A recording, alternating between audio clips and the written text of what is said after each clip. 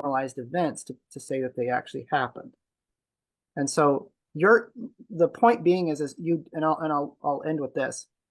You don't believe the Bible because of any of these reasons you've given.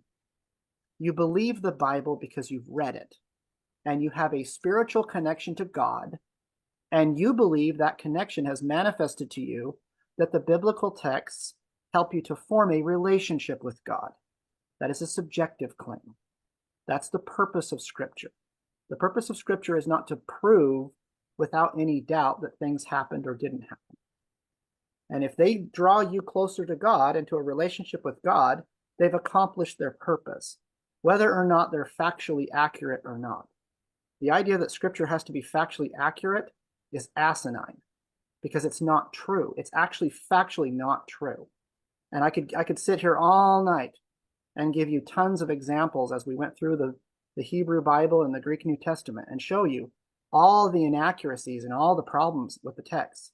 But that's not their purpose. Their purpose is to have you look to God, to have a relationship with God. And if they accomplish that purpose, then they are good. Right? That's why you believe.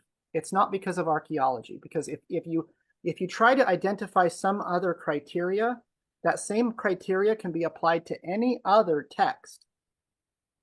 And you should believe that as well. Right? Depends on the text. No. But So the Quran, you think that?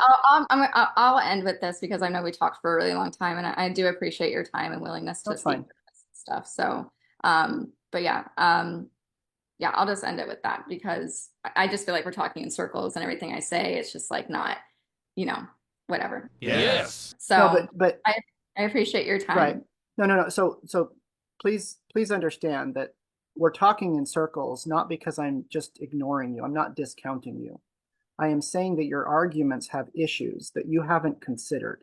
I am significantly older than you. I promise you I am.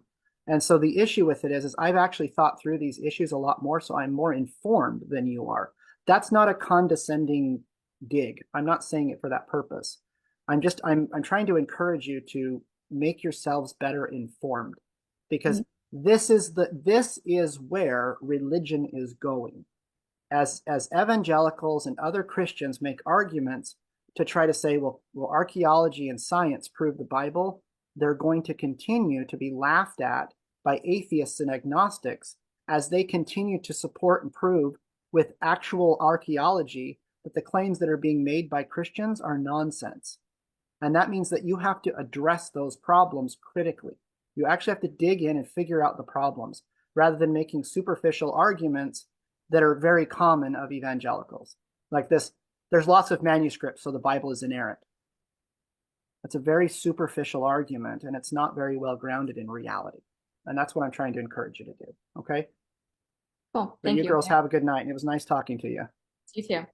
Bye-bye.